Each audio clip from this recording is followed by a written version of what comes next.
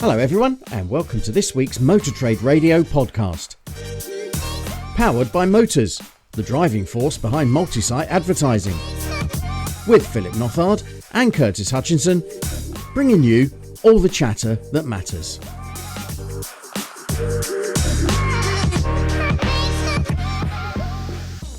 So, a bit of a busier week, plenty happening, but we've got a couple of shout outs, and you know, this has come from some press releases that have been fed to us directly, haven't they, Curtis? Yeah, so many thanks for sending the press releases in. The first one, which I think you're going to cover, Phil, is from Ben. There's an update there. And we've also had a press release in from an old friend of mine, actually, Laura Coase, who's talking about a new organisation that she's now heading up. Yeah, so as I say, Curtis has said that Ben have announced this week that Zara Ross, who a friend of the podcast, actually, it seems a long time ago now, that one, Curtis. Yes. It's a long time ago, is stepping down. So she's going to be retiring as the role of the CEO of the Ben charity, and Rachel Clift, who again a good friend of the podcast, and she's involved with the subcommittee of the Vehicle Remarketing Association, Wellbeing and Inclusivity, and she's going to be taking the role as CEO, and that's from the 1st of November 2024, so not long now in terms of taking that, and obviously there's quite a bit going on at Ben. So they're going to be a strategic review with the board of trustees in terms of a big change in terms of looking at the navigation of the organisation and looking at some of the challenges in the sector and things like this. So probably expecting big things coming from Rachel as she takes that mantle from the 1st of November. But we must say, I mean, what a fantastic job Zara's done over the years since taking that role at Ben, and really what Ben does for the automotive industry in general. Yeah, I totally agree, Phil. Zara's done a brilliant job there because the CEO position, it's a lot of it is about just raising and maintaining that awareness of Ben as the industry's charity, and Zara has done an incredible job doing that. And Rachel is going to be such a good successor. She will slip into that role with effortlessly, I suspect. And as you say, the charity is transforming itself, and Rachel will be there leading it. So we wish her all the best, and do come on the pod and tell us all about it, Rachel. Yeah. And a friend of Steve Nash, who's the CEO of the IMI, and you and I both know Steve Nash, and he's also the chair of Ben's trustee board, and they're saying that he's confident that Rachel will bring the expertise, inspiration, drive and leadership needed to steward Ben through the next strategic phase, and that he looks forward to working with her to achieve their ambition goals, continue to support the automotive industry, its people and their family dependents. I'd like to say a heartfelt and personal thank you to Zara for the unwavering commitment to Ben over the past 8 years. So well done, Zara, with that. And the other press release we were talking about that came in from Laura Coase, this will be of interest to a lot of listeners, because it's very much an update on the Automotive Fellowship International, which has been going for many years in the industry. I think it's about 30 years. It was launched by Ron Sewell, very much an industry legend, and was chaired by ASE founder Trevor Jones for the last 13 years. So this, as a group, they met on a regular basis and discussed the issues of the day. But so the Automotive Fellowship International is now being reformed and relaunched effectively as the Automotive Leadership Network under Laura Coase as CEO. So this is very much the successor organisation to the fellowship, and they launched this week, and they've already announced who's on the committee. And there's some big names here. We've got Darren Arden from Perry's, Robert Forrester from Virtue Motors, Laura Brayley, sales director at Mazda, Dale Wyatt, friend of the pod, from Suzuki, Simon Bottomley from Vindis Group, Julia Muir, founder of Automotive 30% Club, Steve Nash, who you mentioned in the Ben story, CEO of the IMI. There's also Ian Plummer from Auto Trader, Mike Jones, and John Neal from Unipart. So, what an impressive lineup of industry leaders there. And the plan is that they'll meet 3 times a year, really to sort of discuss the issues of the day and sort of raise awareness of some of those issues in the industry. Yeah, definitely, and it'll be great to start to see the sort of output and influence what starts to happen, because, as you say, there's some significant figureheads from the sector there, from all areas of the sector as well. That really, I mean, he's, friends of the podcast, whether it's Robert Forrester, there with Dale Wyatt, I know Darren Arden. Simon Bottomley, great operator there, who's now the COO of Vindis Group, and you say Ian Plummer and Mike Jones as well, ex-ASE, who obviously got Fast Track Holdings amongst the others there. So great opportunity there for that to sort of make a difference and see what's happening in this sector. And then also this week we're going to be joined by Stephen Whitton, who will be sharing his latest Men-able moment this week. And he's looking at know your limits and what triggers you. So stay tuned to the halfway point to listen to the latest from Stephen Whitton. You're listening to the Motor Trade Radio podcast, powered by Motors. So headlines this week come from Motor Trader, Car Dealer AM and Auto Retail Agenda, starting with new car sales will be extremely challenging in Q4 as ZEV mandate is set to bite hard. There's more doubt being aired over the timing of the ICE car ban. There will be no new Jaguars available for most of 2025 as the carmaker rethinks its vehicle strategy. We've got an acquisition this week, and it's from Eastern Western Motor Group, who have expanded in Scotland with 2 Honda sites.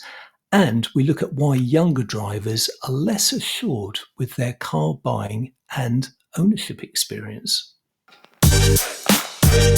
You're listening to all the chatter that matters on the Motor Trade Radio podcast.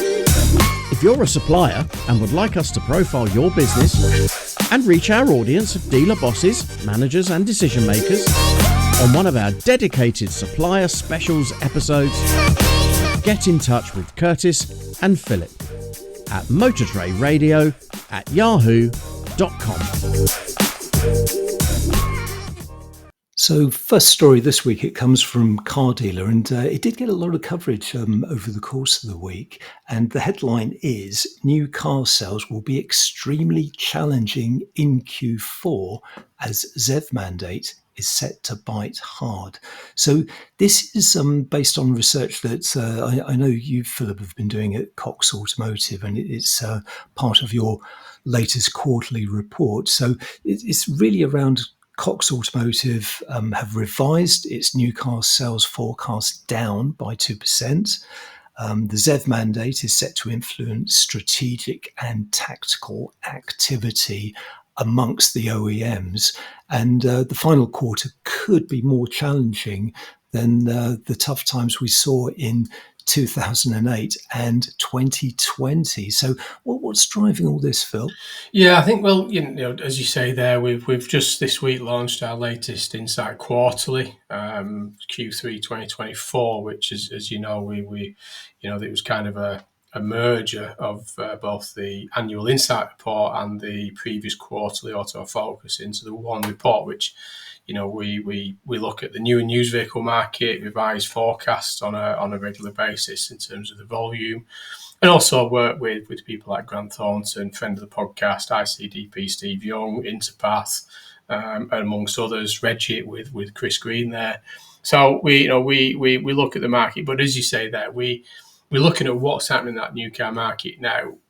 We looked at extremely challenging. I'm sure some media outlets might use a slightly harsher terminology of what could be happening in the sort of the third and fourth quarter of the year. But this is kind of highlighting to the sector that we're still optimistic that we'll hit that 2 million bracket for new car registrations. Our year to date is I won't go there again, Curtis, is reasonably okay. It's reasonably accurate. I think it was within 96%, wasn't it? Something like that, from memory. Yeah. But I don't hold me out on that. We but this is more sort of saying what is happening, and it's not dissimilar to what you and I have spoke about on a regular basis around what's happening in the market from the OEMs, the relationship between the OEMs and the UK government. But clearly, what we're trying to highlight here is, yes, optimistically, we are going to see an increase year on year for our new car registrations. We should break that 2 million bracket this year, which will be a positive move. But it's more about how we'll get there. We're already starting to see heavy discounts, heavy incentives, lots of pressure on the fleet and leasing sector from the EVs. And as we get into that fourth quarter and the ZEV mandate becomes clearly more apparent to those manufacturers that are at risk of having to either pay the fines or borrow the debt, we're going to start to see this play out. So the view is that we'll see lots of pressure in that fourth quarter, and it's what the impact is going to be in the fleet and leasing sector, because what goes on has to come off in the future. And it's when those vehicles start to come off fleet and leasing into the used vehicle park in volume, in potentially a market that hasn't got the best demand for used EVs. So that's what we're looking at, and where we're starting to see the market play out for the remainder of this year. Yeah, and really the last big push in terms of retail is next month with the plate change, and it will be interesting to see what happens there, because as we were only talking about last week with the July new car registration figures, how retail as a percentage of the overall market has declined dramatically as fleet has really picked up the slack. And that's certainly where a lot of the OEM focus is, as you say, with the ZEV mandate and trying to get EVs into the market. So more to play out, I suspect, certainly over the next month or so. Yeah, I think, as you say, September will be the definer in terms of how we believe the year will finish up. And to your point, that ZEV mandate in terms of that, share of fleet versus that private sector, because as we move into that fourth quarter, it'll be a big pressure, but the volumes tend to be low in general. So we'll watch that one very closely. The next headline comes from Auto Retail Agenda. And if we were to rewind just a couple of weeks ago, we reported on a story that was in Fleet News, which I think only Fleet News covered because they spoke to the Department for Transport about the new government's likelihood of moving the ICE ban, the ban on new internal combustion engine vehicle sales, from 2035 forward to 2030. And they seem to get confirmation, and that was reported in the story. So this week in Auto Retail Agenda, under the headline of More Doubt Over 2030 EV Pledge, it kind of calls this into question, and maybe it's not quite as cut and dried as we thought it was. So it starts off by quoting Liam Butterworth, who's the boss of the driveline company Dow Wallace, who listeners will know in its former incarnation as GKN. And he actually dismissed EV sales targets and predicted that even by the mid-2040s, and the direct quote from Liam is, we will still probably be around 50% of new passenger cars with an internal combustion engine of some form or other. So that's new passenger cars after 2040. And the piece goes on to cite another piece in the Sunday Times, which said that his predictions actually go a lot further than any other major industry figure has dared to predict in public.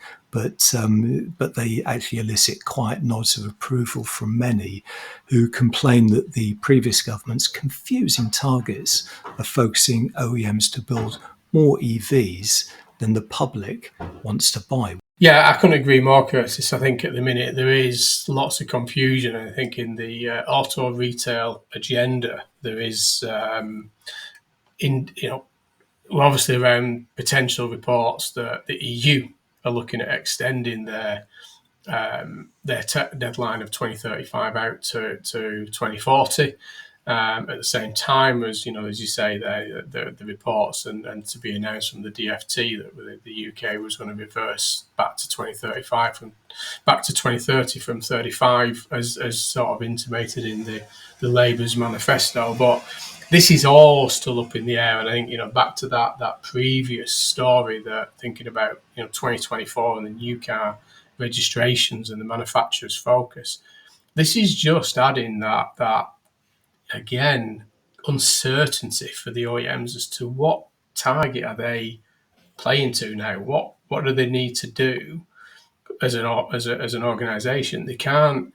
These manufacturers have long lead times on manufacturing, and they've got long lead times where they make right-hand drives or left-hand drives. In terms of that, distribution from their plants into the UK market, and this is just creating lots and lots of confusion and uncertainty for those manufacturers. So I do sort of feel sorry for the manufacturers that are trying to navigate their way around, and the fines are huge if they miss the target. This is financially impacting.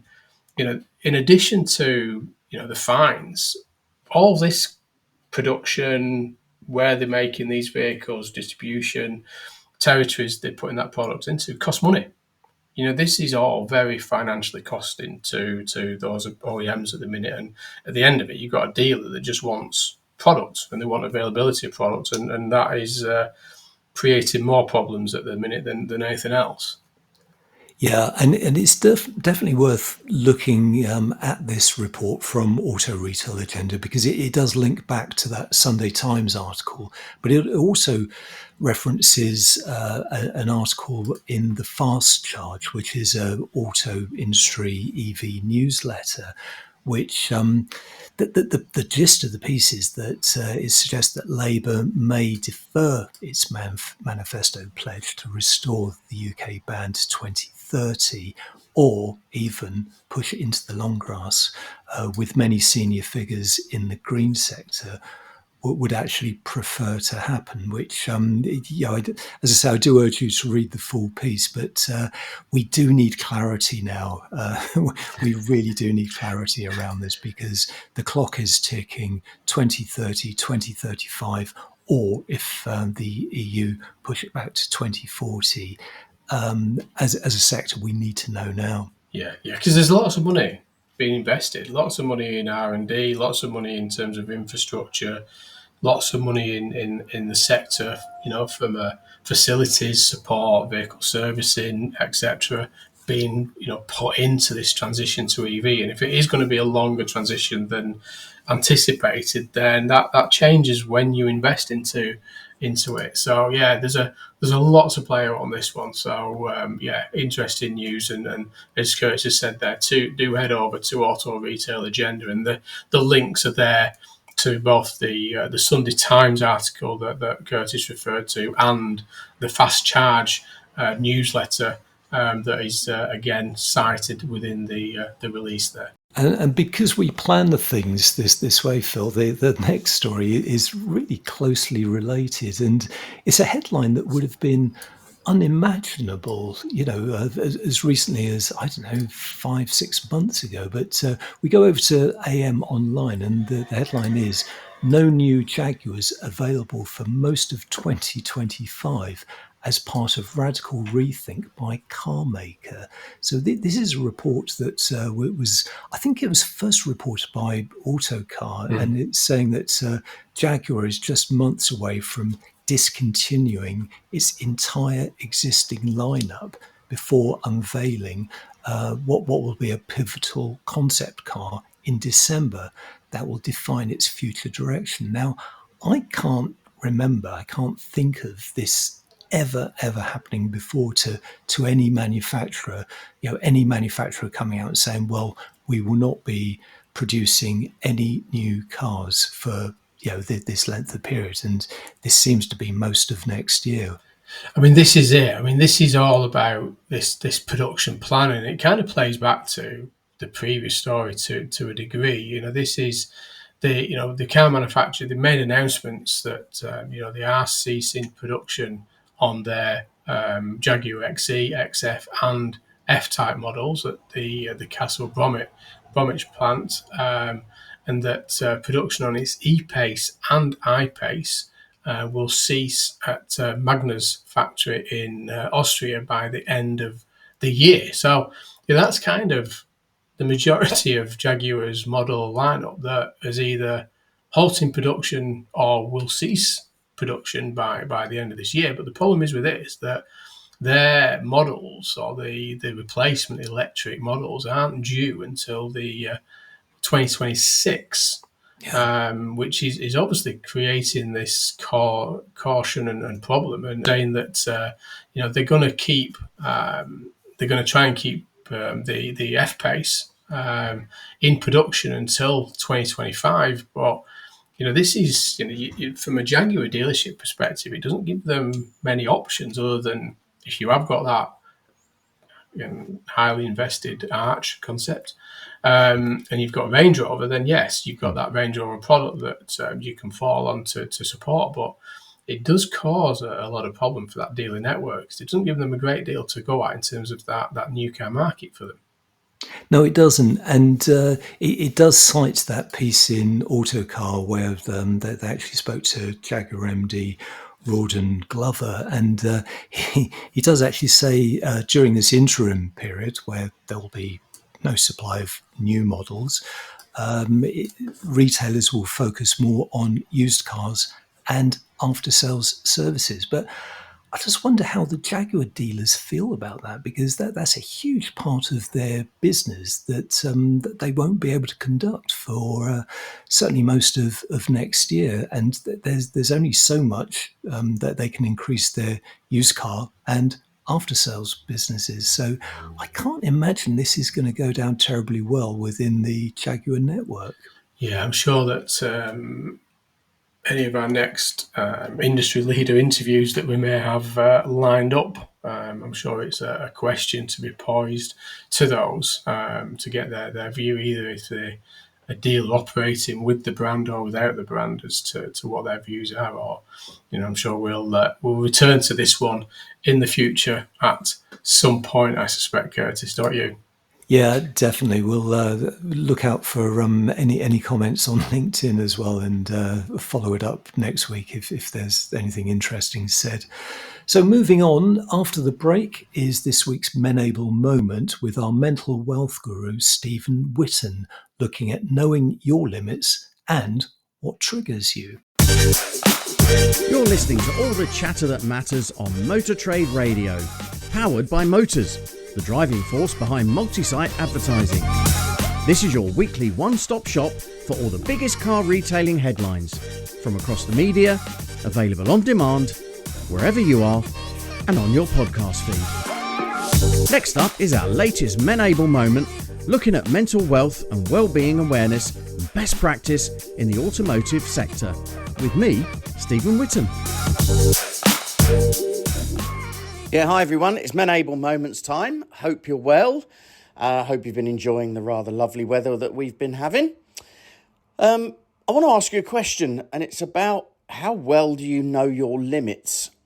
We've talked for some time about mental health and mental wealth, and about removing the stigma and removing the silence and getting everyone talking about it.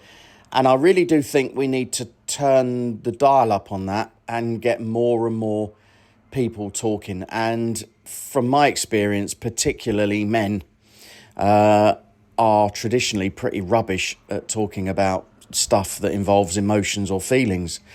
That's no one's fault. That's just the way that it's been, and it's the way we've been conditioned and just normalised to. But I really do think that we need to start seriously addressing some of this, because this problem of mental health and stuff ain't going away.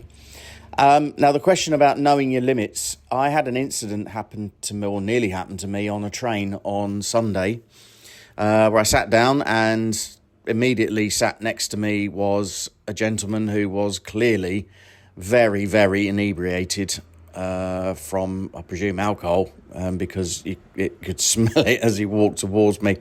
And it was one of them where I just knew that he was going to take the seat next to me, and I kind of wanted to put my hand over my eyes, and I thought, no, I won't do that, make it obvious I'm not impressed. But anyway, he sat next to me, and I say not impressed, and that's not me being judgmental or making any assumptions.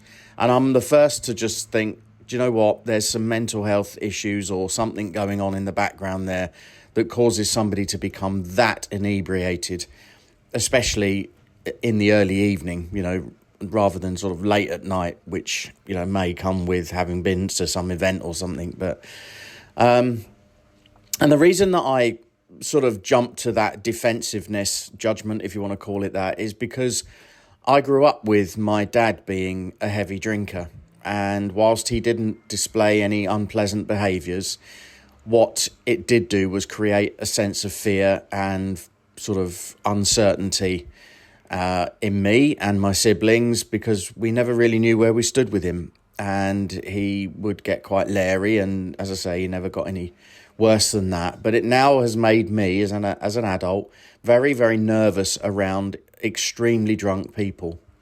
Now, I've been in the motor trade, so I've been to all the events, and as you know, I MC quite a few of them now, and I quite depend on people having a few drinks, getting a few Prosecco's down them, and starting to feel a little bit lightheaded and a little bit sort of wanting some fun, let their hair down and all the rest of it.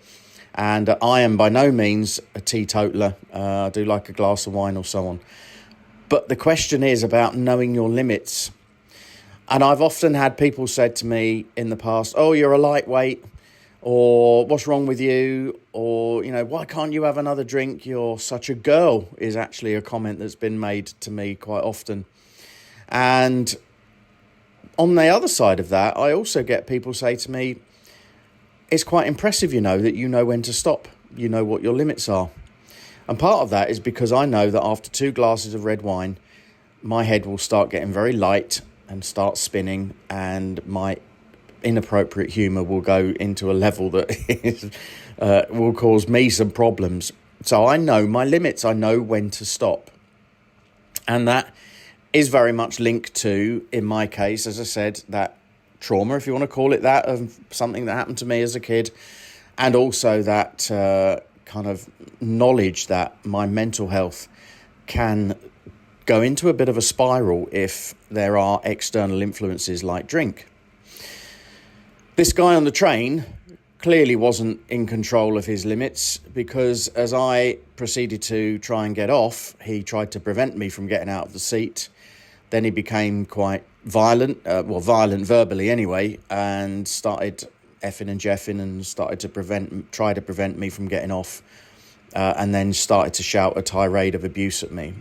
At which point most people on the train were kind of looking away or thinking, oh no, what's about to kick off. I'm not a big bloke by any means, and but they could probably tell that at this point my guard was up and I was ready to do whatever I needed to do to defend myself. Fortunately, it only became a sort of verbal situation, but nonetheless, it did shake the life out of me, I've got to be honest. And I walked home from the station properly shaken, not stirred. And it did affect me, and it affected my mental health again that night in terms of trying to sleep, because that was an external factor. It was something I could do nothing about, no control over that whatsoever. And my plea in all of this is to just get you to think about what are our limits, what are the points at which if we know we have a tendency to be triggered, to have issues going on, to have things dragged up or whatever, what are the external factors that trigger that? And more importantly, what are your limits? What are the areas of which you think, no, enough, I'm taking care of me now, and I'm going to look out for myself. So back to this drunk guy on the train, there clearly was something going on, and what I would have, well, not going to happen in that situation, but what I hope is that at some point he realised that maybe he's got a bit of a problem and he needs to seek help and find out where that's coming from, because ultimately something's triggered that, hasn't it? Something's triggered that his feeling of needing to down a bottle of vodka or whatever it was that's caused it, and try and help himself be put back into a place of oblivion or whatever it might be. So just something for you to think about. Do you know your limits? We are still in the summer, so it's barbecue season and all that, and hopefully you're getting out and about and enjoying yourselves, but the drinks start to flow, and we're very rapidly coming up towards end of year conference and party season, and that's where I do know that things do get a little bit, I don't want to say out of hand, but certainly a little bit excitable. And so it's just something to think about in terms of knowing your limits and where you're at with all of that. So mental health, mental health, that's your responsibility. We talk about a lot that it being a responsibility of the employer.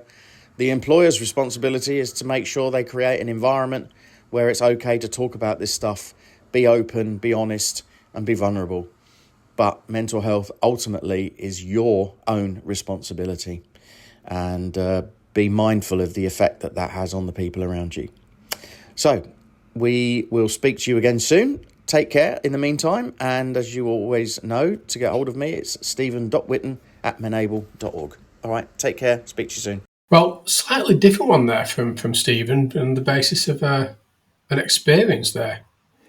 Yeah, very much a sort of real life encounter there. And I do feel for him, because we've all been on the train, we've all been on the bus when the drunk sort of stumbles on board, and you're hoping, you're praying that they don't sit next to you or near you, but invariably they do. So, and I think what was interesting from Steve's point of view is that he's trying to read that person. He's trying to understand what led him to that position, rather than, as he said, being judgmental. But very, very, very concerning. Yes. So and as always, if you want to get hold of Stephen, then through the usual LinkedIn channels, or direct on menable.org or stephen.whitton@menable.org. I know at the minute as well, just additionally, he is reinvigorating his ambassador program. So if you do want to get involved with the mission of Menable, what they're trying to do in the automotive sector, then again, reach out to him if you want to sort of be an ambassador for Menable. Then he's going to be looking at doing that again, and it's been very successful previously. So please do get in touch there. So just on the final stages of today, a couple of last headlines. We're heading over to motortrader.com for both of them, and a friend that I know very well up at East and Western Motor Group up in Scotland, and across Edinburgh and Glasgow there, and a group that we don't talk about very often. But interestingly, this week, there's been an acquisition, as Curtis said right at the start there, where they've added further Honda dealerships, and very poignant. We've talked about Honda a little bit lately, haven't we, Curtis? We have indeed, yeah, and it's interesting, this one, isn't it? Because we were talking about Honda because Virtue expanded in Exeter, I think it was, with a Honda site to expand their network. And Honda, it did fall out of favour. I would say within recent years that there were groups exiting the franchise, but now it's changed. There's groups looking at Honda to grow existing partnerships or just to get on board. And you're right, with East and Western Group, that's exactly what they've done. They've acquired 2 sites, and I must say that the story that we reference in Motor Trader is very, very short. It's one of the shorter ones, and it's very. I mean, Motor Trader aren't necessarily the longest anyway, but this one is pretty short, isn't it? Yeah, so there's not a huge amount of detail on it. So what we're doing is we're referencing the LinkedIn post that Keith Duncan posted during the week, announcing the acquisition. So it's 2 sites in Dundee and Perth. That's actually going through. It's been completed, which is great news for the group, and it will take East and Western Motor Group's Honda representation up to 5 sites. And it's worth noting that they've actually grown the business from 40 locations or dealerships to almost 50. So that's a group that's been sort of quietly building and expanding, and that's very good representation across Scotland now.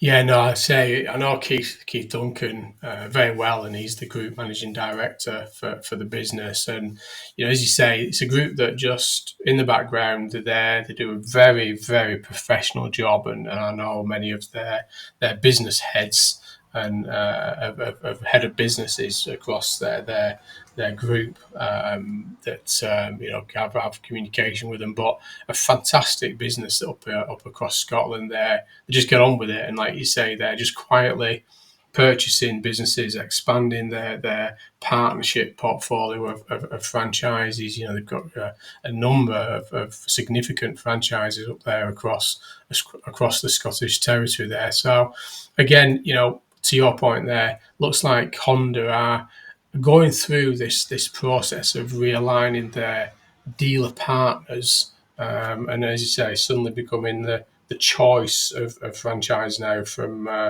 some of the dealer network in terms of their brand. So I'll probably expect to see a few more of these, I suspect, over the next year or two as Honda continue this expansion and partnering up with more of the Virtue and more of these groups such as East and West. And so big shout out there, Keith, and to you and your leadership team, and continue doing a fantastic job, and hopefully I'll get to see you soon. And final story this week also comes from Motor Trader, and the headline there is "Younger Drivers Less Assured with Car Buying and Ownership Experience." So that's less assured than older buyers. So this is based on research carried out by the Motor Ombudsman, and it's found that younger drivers feel less assured than older drivers when it comes to buying and owning a car.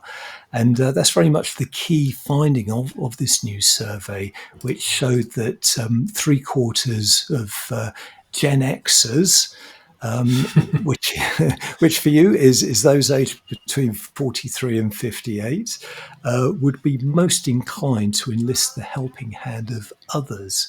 This was followed by around 67% of Gen Z drivers, those aged between 18 and 26. And in third place were millennials, those aged between 27 and 42. In fourth position at 66%. So, I mean, I think this just reconfirms what we probably already know, that when it comes to buying a car, new or used, if you've done it before, if you're old enough to have done it a couple of times, then you're more confident. You know what to do, you know what to ask, and you're more in your comfort zone. Whereas younger drivers, possibly making their first or second purchase, haven't got that experience to draw on. Yeah, and as you say there, that site in the EV sector,